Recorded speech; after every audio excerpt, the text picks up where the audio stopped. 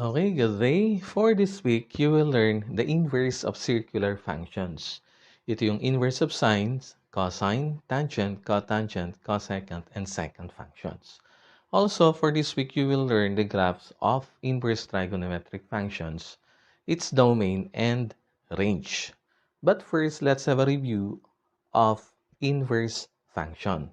And here is the summary of inverse function. Number one, it says in a one-to-one function, each value corresponds to only one value or to only one y value, and each y value corresponds to only one x value. So, ano ibig sabihin nun?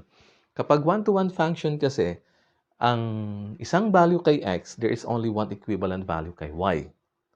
And one value kay y, there is only one equivalent value to x.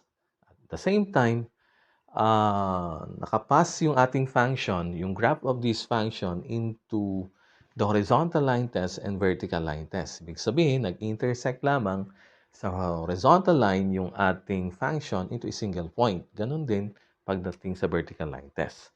Let me give you an example kung anong ibig sabihin ng may isang value kay x, nakatumbas lang ay isang value kay y.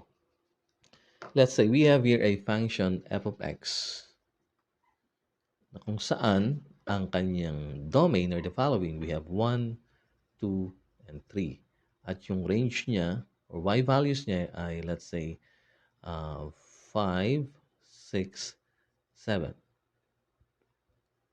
So mapapansin natin, yung bawat value ni x ay may isang equivalent value lamang kay y. So therefore, this is an example of one-to-one function. Ganun din naman si y, may equivalent na isang value lamang kay x. Okay? So this is, again, a one-to-one function. Now, number 2, if a function f is one-to-one, then f has an inverse function f to the negative 1. So, dapat daw, kapag one-to-one daw itong function na to, may inverse function siya. Sa makatwid, kapag ang function is not one-to-one, wala siyang equivalent inverse function. So, ito yung kanyang equivalent inverse function notation na ginagamit natin, or f to the negative 1 of x. Okay? Number 3, the domain of f is the range of f to the negative 1. And the range of f is the domain of f to the negative 1. So, ibig sabihin, yung domain nito, which is denoted by this symbol, domain of f. Ito yon 1, 2, and 3. Tapos, ang range ng this function is 5, 6, and 7. So, sa makatwid, kapag inverse function is f to the negative 1 of x, ang domain nitong f to the negative 1 of x is yung ating range ng ating f of x. So, magiging 5, 6, 7. At ang kanyang range ay yung kanyang x values naman ng f of x. 1, 2, 3. Okay? So, ang domain of the inverse function ay range ng ating f of x. At ang kanyang range ng inverse function ay domain naman ng f of x, which is 1, 2, and 3. Okay. Now, number 4, the graphs of f and f to the negative 1 are reflections of each other across the line y equals x. So, i-graph natin itong dalawang set of x and y values natin sa f of x and f to the negative 1x, and let's find out kung reflective ba yung f to the negative 1 from the equation y equals x.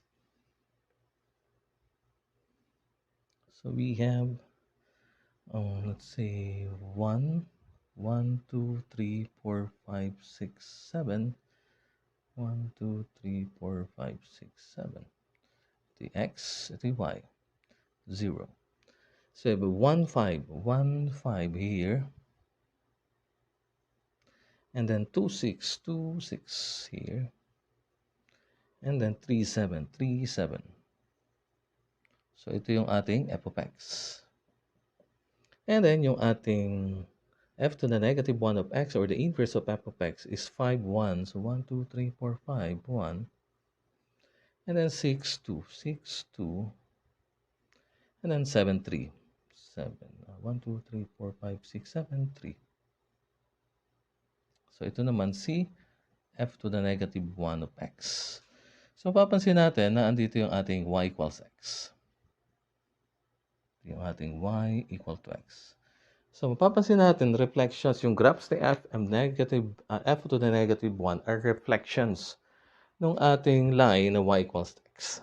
So therefore, f of x and f to the negative 1 of x are inverse functions. Okay? Now, to find f to the negative 1 of x from f of x, we're going to follow these steps. Ito nga yung review natin. This is general math. We replace f of x with y and interchange x and y.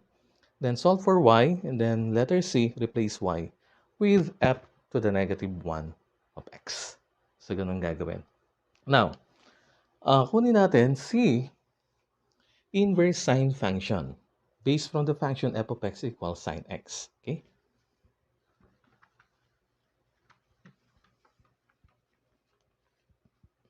Okay, let's say find the inverse function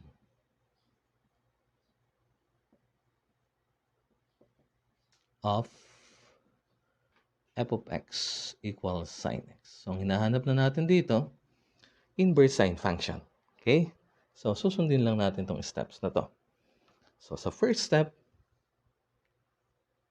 gagawin daw, replace f of x with y. So, ito yung ating f of x sin x. Replace natin to ng y equals sin x. At the same time, interchange daw natin sa x and y. Y will become x and x will become y. So, we have x equal to sine y. Okay. Then, we're going to solve for y. So, how are we going to solve for y? For letter B, ginagawa ko dyan, I'm dividing both sides of the equation by sine. Okay. Okay, cancel yon. So, this is a function. There is an exponent dun sa ating sine. So, itataas lang natin. So, that will become y. Malagay ko sa left yung y. So, we have sine to the negative 1 x. So, ito na yung inverse function of f of x. Then, for letter C,